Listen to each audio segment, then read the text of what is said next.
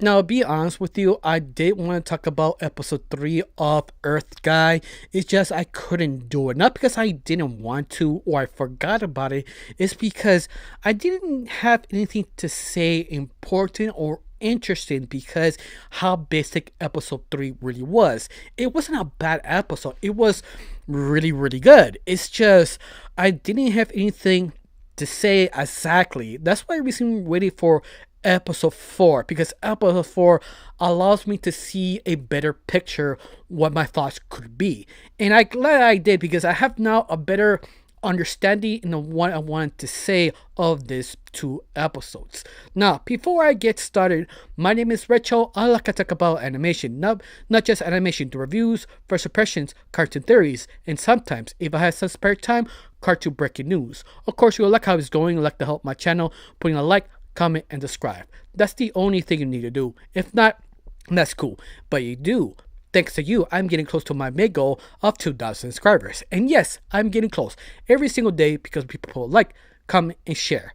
Thank you. Now let's start with the review of episode 3 and episode 4 of Earth Guy, a independent animated project. Now let's get started.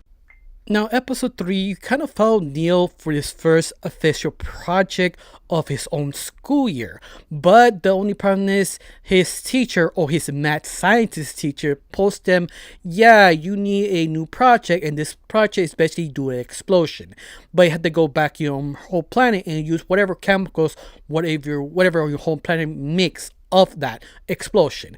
And that sounds a really, really bad idea because Neo is a teenager. Neo, if he Googles that, the FBI will bust up the door and arrest him and ask him hundreds of questions. And you know what? Neo was right because that sounds maddening. In fact, this is the point I'm starting to really love Neo. In fact, not just love him, relate to him because every time he has to do a sort of assignment, sort of something, you get him, you get his stress, you get his enthusiasm of being sarcastic. That doesn't sound a very good idea, but he has no choice.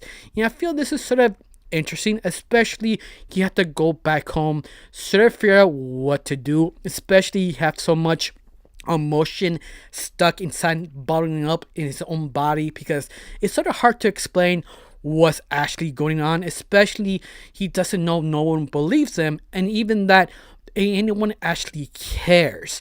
And this is the point where this is the point I feel being related to him, sort of questioning his own existence, that anyone cares what he's doing.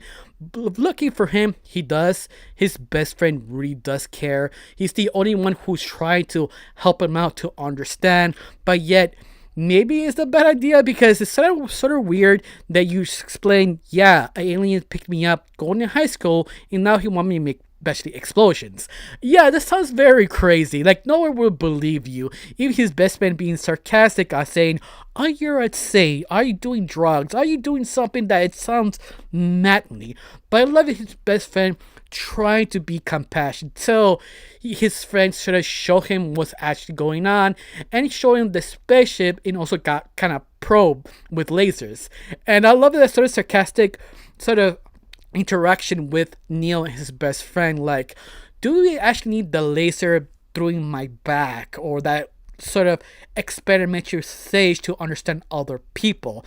And Neil's like, no, but it helps, it works, it kind of does work, I can't explain it, you have to do it. And that's just sort of a very fun dynamic because both actors, they have a lot of chemistry. I love Neil's best friend and their friendship. It's sort of a bromance of a bromance.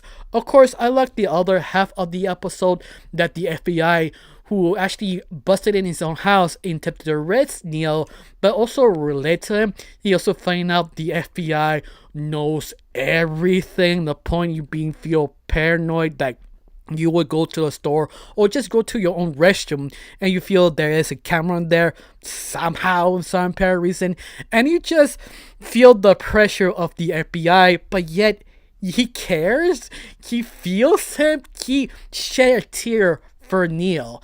And that's just very out there, very fun, stupid, almost cartoony logic that's just so enjoyable. I really do enjoy, especially the mustache and the craziness that his best friend Neil trying to pump him and give him confidence to can actually pull this project to do. Even that they have no skills, no money, they do what the best to actually pass the exam or the project. Because when he actually faced his teacher, the mad scientist, he was completely disappointed. I mean, all gas but no show. Like it's just sort of disappointing of this explosion. And Neil snapped at him, yelled at him, and called him out.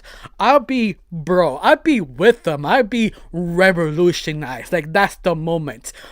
But he doesn't realize he can easily be expelled. So he just snapped and the teachers just laughed at it because he loved the explosion that Neil made about his own emotions. That was he's talking about. Of course, he does point out he is an insane teacher, so he just wanted an explosion. He got it. It was the explosion. He barely passed. But I love that sort of almost Looney Tune logic. It's just so entertaining, but yet you can understand why he exploded because he risked so much just to barely pass this test. And that's what basically happened of this episode. You enjoyed everything, the friendship, the bromance, the situation, the relatability.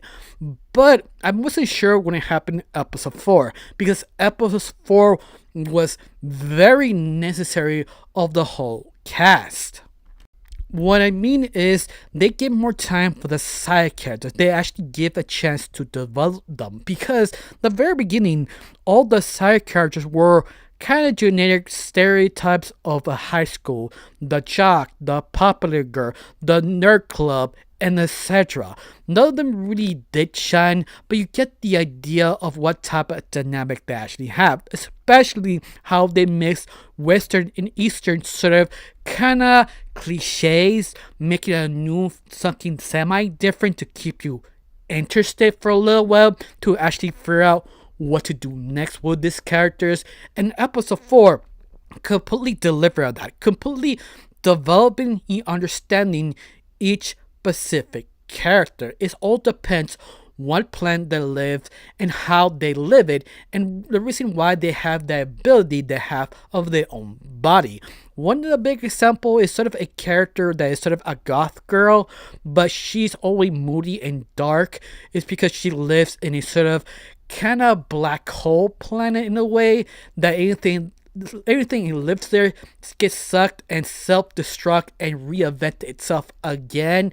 And you kind of get how she acts, the sort of almost dead inside, that she's saying stuff and you fully get her personality. Not just her, all the cast. Like you get what how the prince of the whole school, this sort of kind of fish guy who lived this sort of fish sort of planet and everything is sort of water, aka also the love interest of Neil, that is so chill and relaxed in how he explains how his planet works.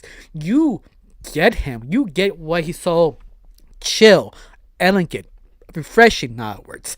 And that's just sort of interesting, especially what episode 4 sort of adds. Besides helping the characters develop, you also have understanding more Neil, because this is the point Neil's funny click with his own classmates, especially understand how everybody works and how they act. Especially one of his biggest problems is sort of talking to other people, or basically doing a sort of an announcement, like talking to front of people, making speeches, because he was sort of forced to do that in this episode. Especially he did something very similar to the 3rd episode, and this is the reason why I glad I waited, because both episodes sort of complement Neil and finish sort of a arc he was sort of doing this between episodes, in other words.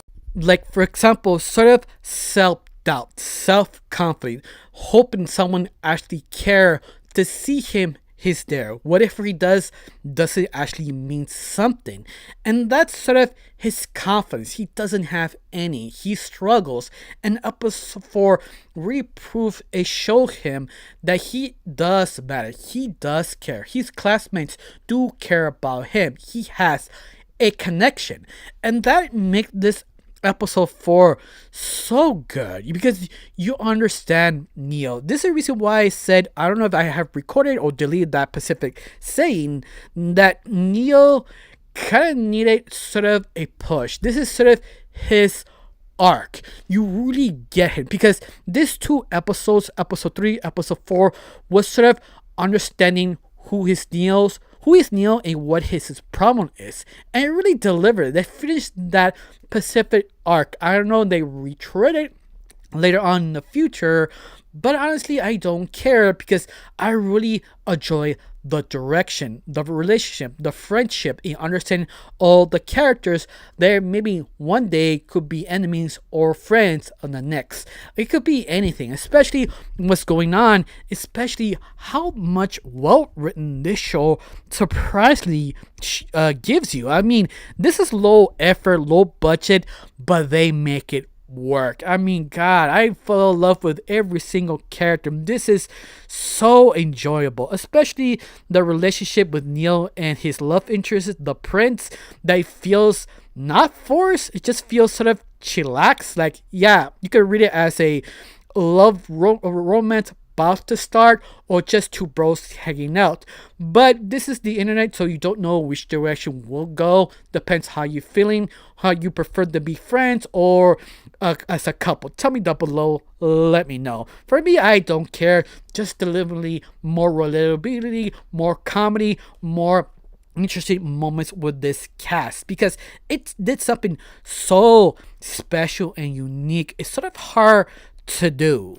What I mean is, it allowed you to understand every single character at once, and that is almost impossible to do because you need to take your time and show every single character their own episode to understand them, and they decided to do all that in one Pacific episode.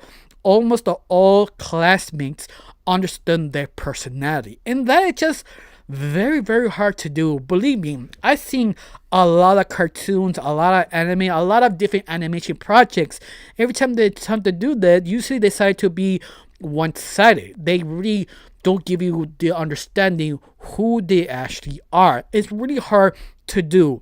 Once again, I do repeat myself, there only been 2 shows able to do that. It's the first episode of Naruto and the anime version of He-Man, the first 2 episodes. That's the only 2 anime series I have seen that have a huge cast, and all of them they got chance to shine, including this independent mini series or show does that the same thing, but the only difference is the other shows took episode 2, they waited on episode 4 to fully develop and understand the characters. And imagine that's hard, especially to have a small team. The other shows, they have big production. You have people who have years experience and writing, and you have this rookie who did it automatically on episode 4, just decided to do it, and that's impressive. That's why I love indie, because you don't expect the same BS or the same formula like always. They like the formula, but they like to change it a specific way to make it work, especially how low budget and sort of limited things they have on their own project, but it make it work. This is the reason I truly enjoy it. Of course, do you seen these 2 episodes, episode 3, episode 4?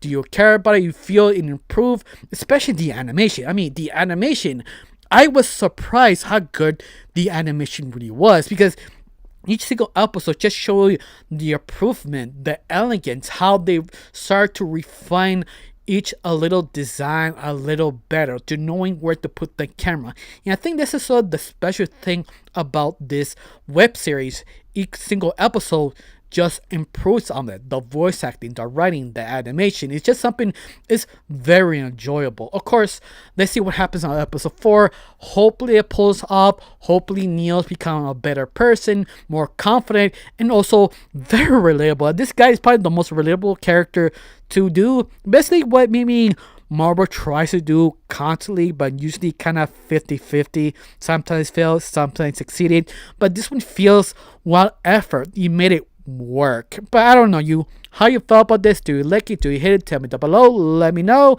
And see you next time. Bye.